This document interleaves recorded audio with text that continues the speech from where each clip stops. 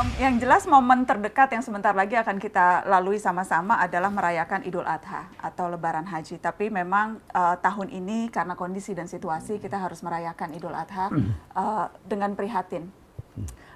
Ada yang mungkin malah tidak bisa sholat Idul Adha, ada yang bisa sholat tapi dengan protokol kesehatan yang ketat. Jadi berbeda dengan tahun-tahun sebelumnya. Bagaimana kita harus memaknai merayakan Idul Adha di situasi pandemi ini? Saya ke Abi dulu. Rayakan substansinya. Tidak harus kita rayakan bentuk-bentuk yang lalu.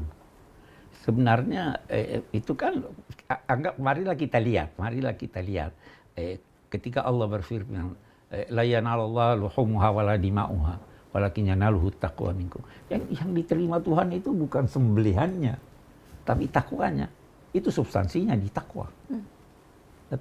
Jadi rayakanlah untuk memperkaya ketakwaan Anda.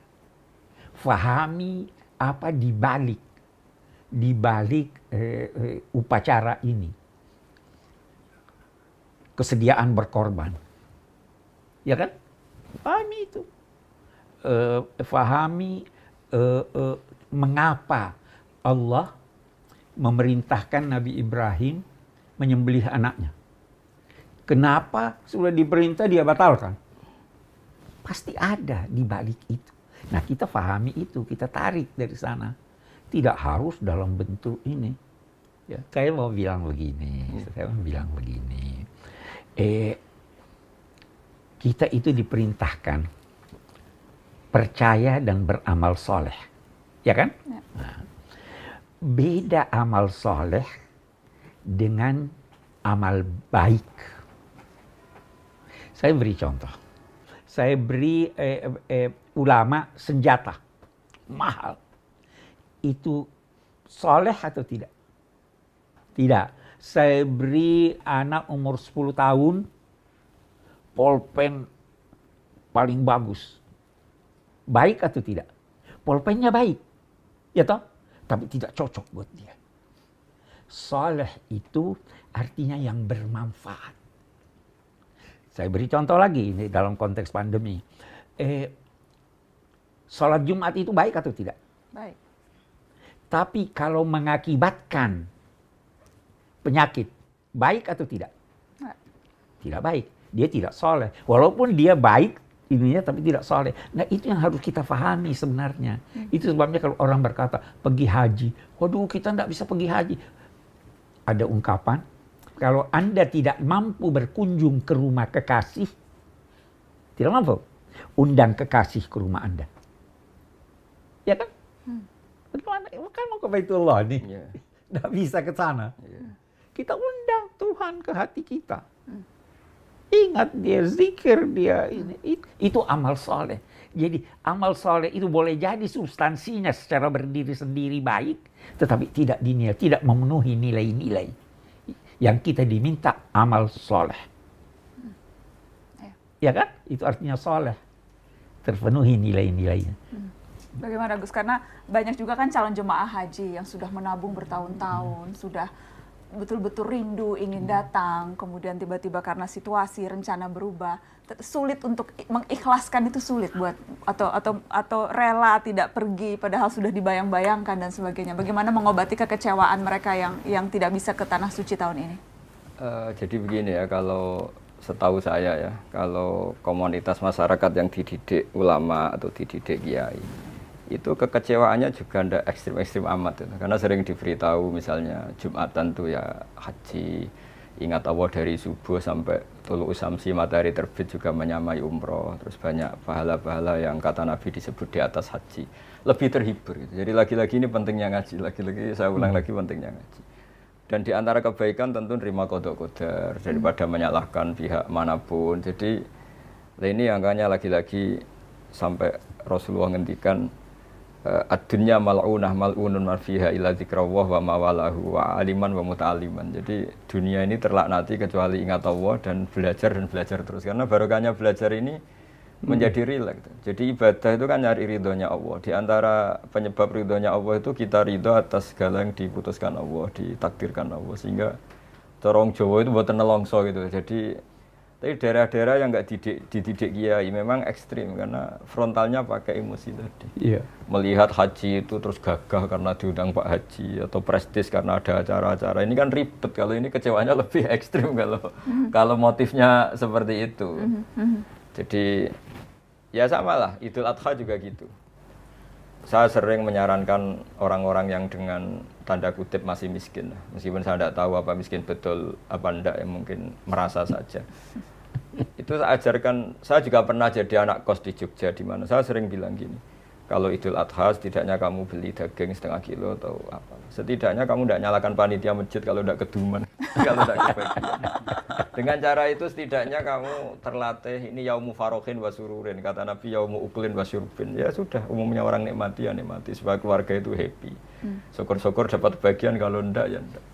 Sehingga Ibnu Abbas dulu kalau musim kurban juga beli daging kalau sekarang sekilo 2 kilo, mungkin niatnya ya tadi, setidaknya nggak nyalahkan orang lain. Ini nyambung, ada santri PSQ bertanya, jadi kalau kondisi sekarang yang lebih diutamakan menunaikan kurban atau membantu tetangga yang misalnya terdampak COVID? Nah itu jawaban itu mudah sekali, dari awal kurban itu tidak wajib, tapi jangan niati pengganti kurban ya, karena kurban memang harus berbentuk hewan, ya niati bahwa prioritas tadi. Misalnya kalau saya kurban, tetangga saya nggak makan, tapi kalau saya kasih uang, makan, ya sudah ya sedekahnya uang saja, tapi jangan diniati sebagai pengganti kurban. Iya, tidak mengganti. Nanti jadi panjang kan. Iya. Mungkin pahalanya bisa lebih banyak. Mungkin lebih banyak. Jadi pakai al-aham fal-aham ya prioritas saja. Iya, prioritas. Tapi memang ada pertanyaan-pertanyaan yang memang seperti itu. Apakah Abi sudah pernah jelaskan, Gus Baha juga tentunya sudah pernah jelaskan, tapi mungkin perlu diulang lagi. Berkorban itu ya berarti berkorban kambing, onta, domba, tidak bisa digantikan misalnya dengan beras dan sebagainya. Itu hukumnya kan sejelas seklir itu kan, Gus? Ya, jadi kalau dengan makna itu iya, dengan makna definisi udhiyah memang harus hewan. Jadi definisi udhiyah untuk dapat ridhonya Allah ya orang bisa dengan sedekah, dengan apa saja. Ya. Tapi kalau niatnya memang untuk berkurban, niatnya ya harus kurban. dengan hewan. Harus, Tidak bisa ya. misalnya diganti beras atau diganti apa. Ini saya ada pertanyaan. Nanti lama-lama diganti pulsa loh kalau Tidak boleh diganti pulsa. iya kan. Ini pertanyaan. Anak-anak sekarang, anak-anak miskin sekarang tuh kadang butuhnya enggak beras, enggak apa, butuh beli apa itu kuota ya. Nah, lama-lama nanti bilang ke orang kayanya, saya jangan dikasih beras, tapi kasih kuota. Nggak boleh ya teman-teman. Jadi itu kata Gus Baha, kalau niatnya kurban ya memang harus hewan. Tapi kalau untuk Hewan tertentu lagi. hewan tertentu Iya, ya, Bi? hewan tertentu. Jadi kambing, sapi, unta, domba. hanya itu teman-teman. Jadi kalau niatnya kurban ya memang hanya itu. Ini ada pertanyaan yang memang spesifik seperti itu.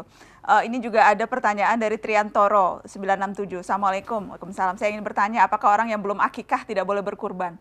Dan bagaimana jika orang tua kita sudah meninggal tapi belum akikah? Nah, itu dari awal kita mazhab Syafi'i, dari awal akikah itu tidak wajib. Tapi kalau bagi yang berpendapat akikah atau udhiyah wajib ya monggo, prioritas yang mana yang Wajib, iya. Jadi itu kan pertanyaannya kan dari satu disiplin ilmu ya. Jadi Nabi pernah ngendikan yang seakan-akan udhiyah itu wajib. Jadi ada kalimat man wajada sa'atan li ayyudhiya falam yudhi fala yaqrubanna musallana. Ada yang fala yahdur musallana. Siapa yang mampu berkorban tadi tidak korban, enggak usah dekat-dekat musala kami. Sehingga ada yang berpendapat udhiyah itu wajib. Iya. Nah menurut saya dalam konteks tertentu mungkin ya. Ketika dalam konteks rivalitas misalnya gini, ada pengaruh buruk yang ditimbulkan karena orang yang batil ini, yang maksiat ini mayor-mayoran terus. Yang ini keluarga orang soleh, komunitasnya tempe terus, tahu terus. Sehingga masyarakat ini merasa utang jasanya sama yang fasik, sama yang nggak bener ini. Maka menurut saya orang soleh di daerah ini, menurut saya kalau punya kemampuan itu wajib berkorban. Karena efeknya nanti supaya tadi, takutnya al-insan abdul insan tadi, supaya orang-orang ini berutang jasa juga sama orang soleh. Tapi secara disiplin fikih memang udhiyah itu sunat, akikah juga sunat. Sehingga nggak perlu ada pertanyaan tumpang tindih mana yang harus diprioritaskan gitu. Oke, ini satu lagi pertanyaan soal kurban. Bagaimana untuk amalannya? Bagaimana jika dibayarkan secara urunan? Misalnya 1 ekor sapi dibeli oleh 7 orang. Apakah itu memang lebih baik dibandingkan misalnya dengan hanya memberi 1 kambing atau 1? Adakah amalan yang lebih diutamakan? Kalau di kitab-kitab fikih memang kambing lebih utama ketimbang sapi dalam banyak pendapat ulama. Alasannya lebih privat. Alasannya, andai kan ada hewan yang lebih baik ketimbang kambing, mungkin Nabi Ismail diganti hewan itu. Nyatanya Allah mengganti dengan kambing. Terus ketika Nabi mengkorbankan keluarganya, doha Rasulullah bikabsaini amlahaini. Nabi ketika mengkorbankan untuk keluarganya dan yang satu untuk umatnya juga milih kambing. Sehingga banyak ulama yang berpendapat kambing. Tapi semenjak ada gaya-gayanan, itu begini Pak Kures, di fenomena di daerah kami itu. Semenjak banyak orang PNS atau orang mapan atau orang kelas menengah, itu nganggap kambing itu problem karena darah tinggi ini. Jika kadang bagi daging kambing itu susah. Semenjak itu mulai ada tren urunan sapi. Jadi yang terus menjadi ragu itu. Dan terus saya sering bilang, itu kelas menengah kan, seleranya orang di bawah itu yang penting daging.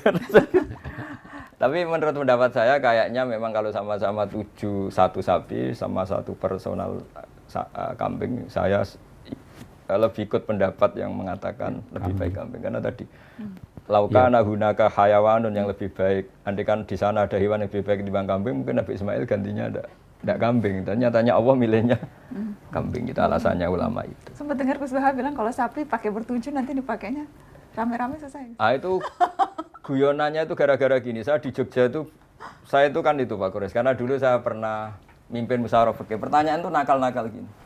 Jadi misalnya ada si A gitu, bisanya urun sapi korban di masjid tahun ini. Istrinya bisanya tahun depan. Pertanyaannya Bapak, nanti istri saya bersama orang itu karena terus makanya terus agak ya iya kan karena kalau 7 orang kebetulan beda-beda pasangan, nah itu gimana nanti? Terus saya bilang, lah istri kamu cantik, gak cantik Bapak, nanti bareng yang ini. makanya kambing saja biar gak sama orang. Karena orang nakal tuh banyak Pak Gus di fikih.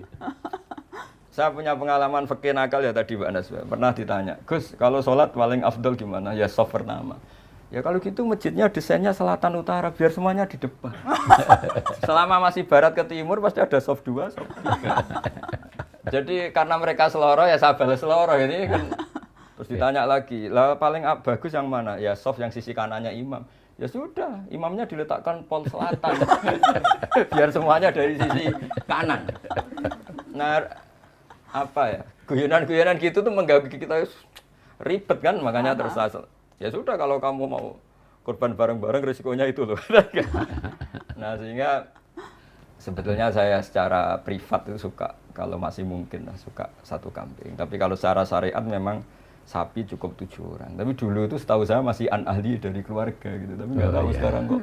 Sekarang tuh misalnya ada, ya pokoknya kumpul uang sampai kemudian beli satu sapi gitu. Jadi walaupun tidak berkenal dan sebagainya. Jadi siapa yang mau urunan gitu, arisan sapi gitu. Kemudian masing-masing urunan. Tidak terlarang.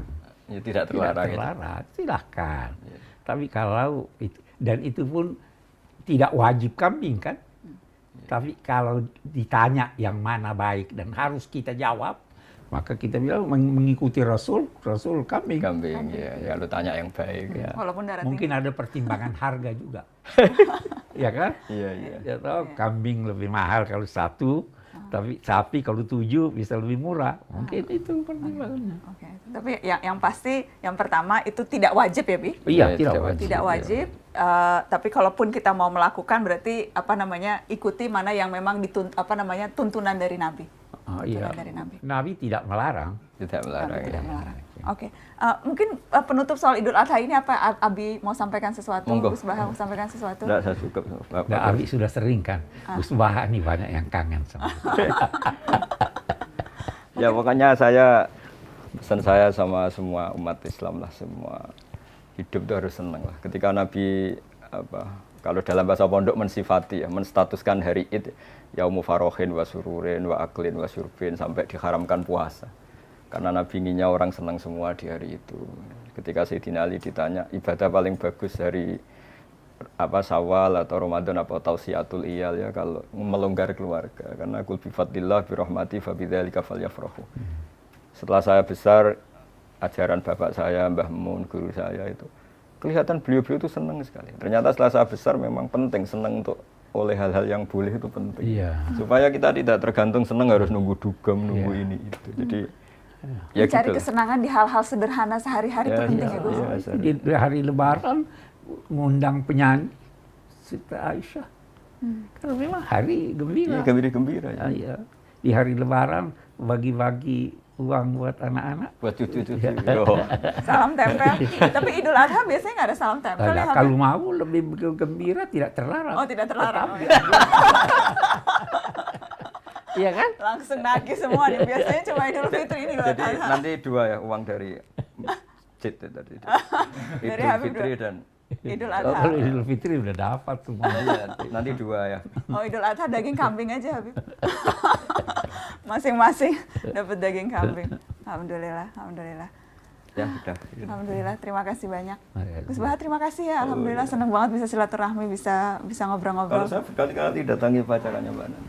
Insya Allah. Itu yang dikenang oleh putri saya. Ah. Ketika Mbak Nana bilang, setahu saya ini GR ya saya sebagai putri. Mufassir terbaik itu abi saya. Terus kata putri saya, nanti putrinya Mbah Mun ya bilang gitu. Lama-lama nanti setelah bapak tua saya juga akan bilang gitu. Ini Mbak Najwa. Pas acara di sarang gitu. Ya, kata saya, ya memang putri harus asofia sama orang tuanya, kata saya. Alhamdulillah. Pas itu saya datang di beberapa acara saya datang. Alhamdulillah, alhamdulillah. Kapan-kapan nanti berarti kita kalau udah pandeminya udah surut, kita gantian. Kita ke sana. Kita gantian Ya, nih Gus. amin, ya, Mau ya, silaturahmi ke insyaallah. sana, Ya, ya. ketemu putri, ketemu keluarga, dan Ya, bisa silaturahmi sama-sama. Ya, kita semua ke sana insya Allah ya. Ya, amin, Alhamdulillah. amin. Terima kasih teman-teman sudah menyaksikan Syihab dan Syihab. Terima kasih banyak pertanyaannya. Maaf tidak bisa semuanya tertampung, tapi mudah-mudahan bisa sebagian menjawab, terutama untuk tadi para pencari cinta yang galau. Mudah-mudahan bisa menjawab pertanyaan-pertanyaan teman-teman yang jomblo. Insya Allah ketemu lagi di Syihab dan Syihab berikutnya. Assalamualaikum warahmatullahi wabarakatuh.